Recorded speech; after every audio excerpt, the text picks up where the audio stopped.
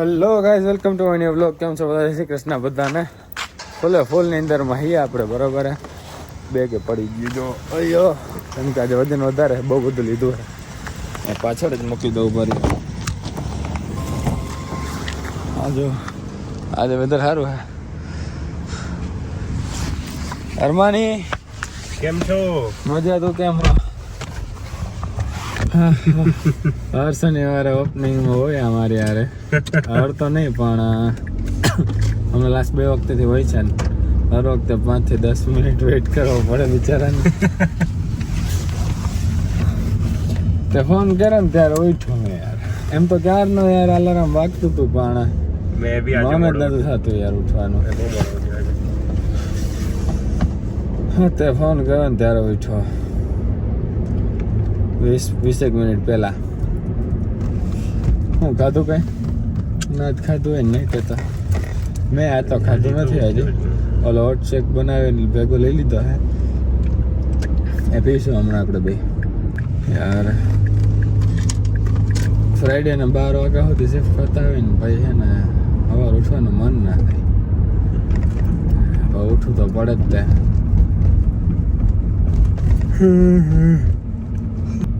તમારી બાજુ સ્નો થયો છે? વાહ.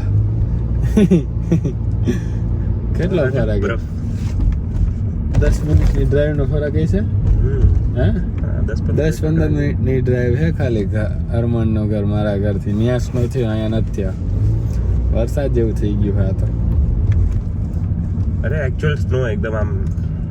અને આ વરસાદમાં બી એવું હોય ને કે સિટીના એક સાઈડ થયો હોય બીજી સાઈડ ના થયો હોય એમ ક્યારેક.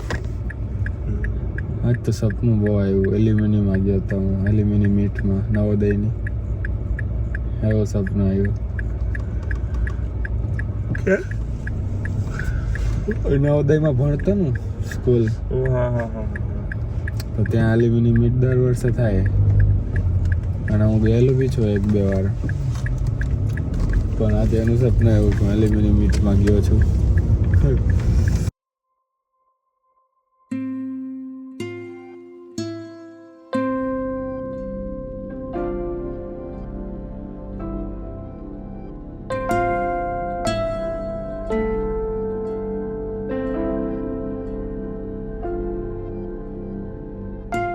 માય ગોડ, જો ગાઈસ ચંપલ પહેરીને આવેલો આવ્યો હું દાંત કાઢો.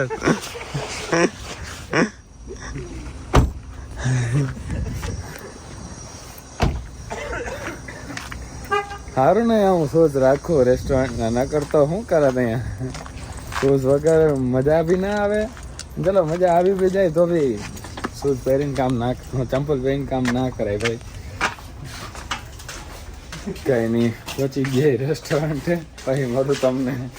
ચલો ગાઈસ, જો તો ચંપલા પહેરીને જ આજે. સવારે તો મોજા પહેરીને આવ્યો હતો, આજે મોજા કાઢ નહીં ખાય.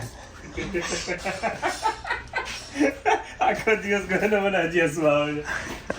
પેલા ભાઈ શું કરું હવે આમાં, થાકી ગયા આજ તો. પેલા જ તે સવારથી ને ચાલુ થઈ ગયું તું બધું. દિવસ બહુ ફાસ્ટ નીકળી ગયા. હો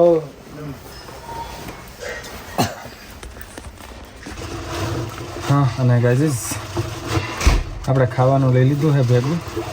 તમને ઘરે જઈને બતાવું શું લીધું છે ખાવાનું.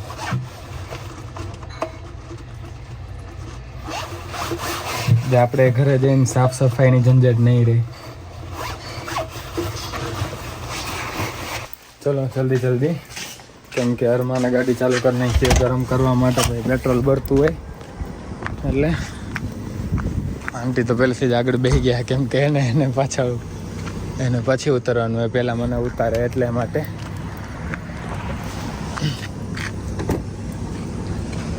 आंटी थोड़ा आगे करिए, तुझे भी बंदे होंगे है ना. राइट साइड नीचे से बस. इन्नी से हाइट है थोड़ी आंटी. आंटी कितनी जगह चाहिए थोड़ा. हाँ पीछे रवि बेटा लंबू जा.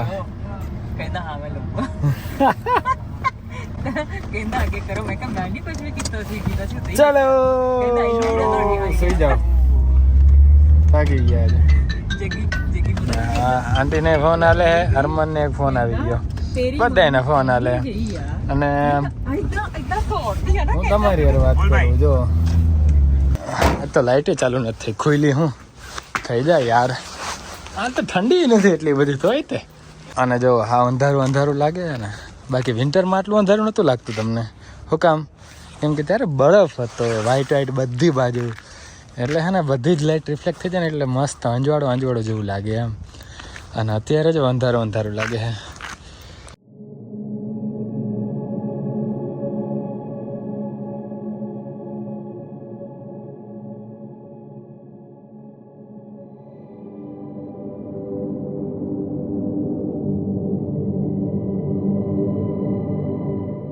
કોઈ હે નહીં કરે જો ગવાની ગાડી નથી કહું તમને અંદર જઈને કેમ નથી બધાય ના તો ગાઈઝ પહેલાં પછી આપણે રેસ્ટોરન્ટથી સામાન લાવ્યા છે આજે ખાવા માટે ઘરે તો કોઈ હતું જ નહીં ખાવામાં તો ખાવાનું બને બરાબર પણ એ સારું હોય કે આપણે સાફ સફાઈની ચિંતા નહીં રહે પછી જરાય એટલે જરાય કેમ કે રેસ્ટોરન્ટથી ખાવાનું લાવ્યા છે ટેકઆઉટમાં બોક્સમાં ખાઈને ભાઈ ફેંકી દેવાનું ટેકઆઉટ બોક્સ પેલા ના તો આવું પછી બતાવું તમને હા તો કહી જઈશ આપણે નાહી ધોઈ કપડાં બપડા બદલાવી અને આવી ગયા છીએ હા જો બેગમાં આટલું બધું ભર્યું છે મોટી 3 થેલી આખી અને આમાં શું છે બહુ બધું છે ખોલીને બતાવું ભર્યા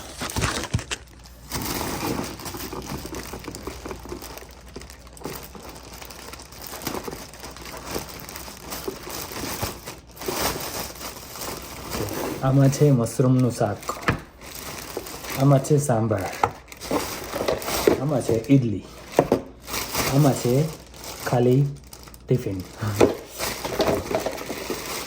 જે આપણે ધોવાના છે એ હે ને ફૂંકાઈ ગયા છે કેમ કે આપણે બપોરા કર્યા હતા અને સાંજનો નાસ્તો કર્યો હતો જો આમાં દાળ ભાત લઈ ગયો હતો ને આમાં ઓલા આપણે કઠોળ પલાળીને લઈ જાય ને એ લઈ ગયો હતો એને આપણે પલાળી દઈએ એટલે ખાઈ લઈને ત્યાં સુધીમાં ધોવા જેવા થઈ જાય એમ આરામથી ધોવાઈ જાય એવા કાલે પાછું લઈ જવું પડશે ને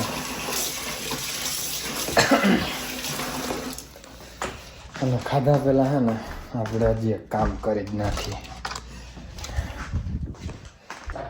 આપણે પહેલાં આમાં પલાળતા હતા તમને યાદ હોય તો બરાબર હવે આપણી પાસે આવી ગયું છે કેમિસ્ટ્રી સ્ટુડન્ટ્સ જો તમને ખબર હોય તો સાયન્સના સ્ટુડન્ટ્સ આ શું છે અમારી સાયન્સની ભાષામાં આને કહેવાય બીકર બરાબર રિયા લાવી ખબર નહીં ક્યાંથી આવ્યું છે આપણને કાંઈ ખબર નહીં એ કહેવાય નાનામાં ના પલાળ આ મોટામાં પલાળતો હતા કેમ કે આમાં ખીચોખીચ થઈ જતો હતું ભરાઈ જતો તો હવાર થઈને થતો હતો તો હવે આપણે આમાં પલાળવા માંડ્યા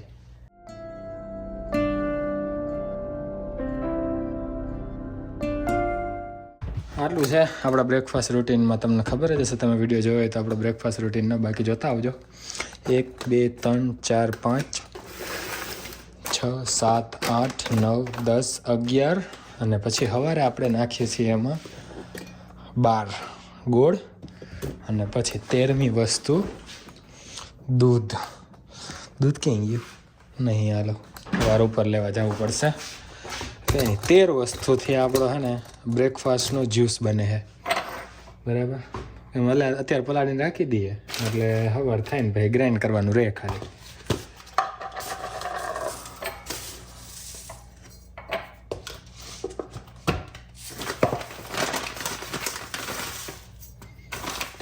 ડિટેલ્ડ રેસીપી જોતી હોય તમારે તો આપણા પહેલાંના બ્લોગમાં છે જ તે બ્રેકફાસ્ટ રૂટીન કરીને બરાબર આઈ બટનમાં આપી દઈશ જોયું હોય તમારે તો જોઈ શકો છો અને હજી એક એમાં છે તમે જે 12મી વસ્તુ મેં તમને કીધી ને કે ગોળ એ ગોળની જગ્યાએ તમે ખજૂર તો નાખીએ જ છીએ આપણે સોરી ગાઈસ 12મી વસ્તુ ગોળની જગ્યાએ તમે ચીકુ બી નાખી શકો ટેસ્ટ બહુ મસ્ત થઈ જાય બહુ એટલે બહુ જબરદસ્ત થઈ જાય આમ ચીકુનું જ્યુસ પીતા હોય ને એવું જ લાગે અને ચીકુનું જ્યુસ આપણું ફેવરેટ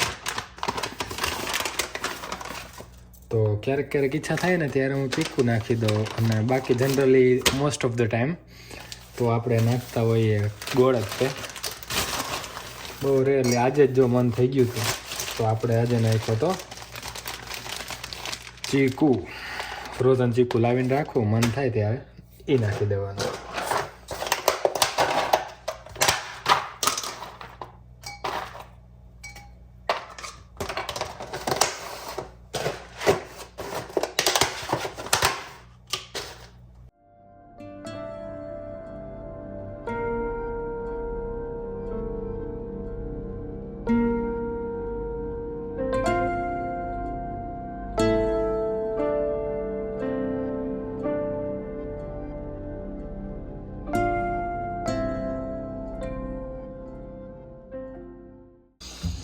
બસ થઈ ગયું.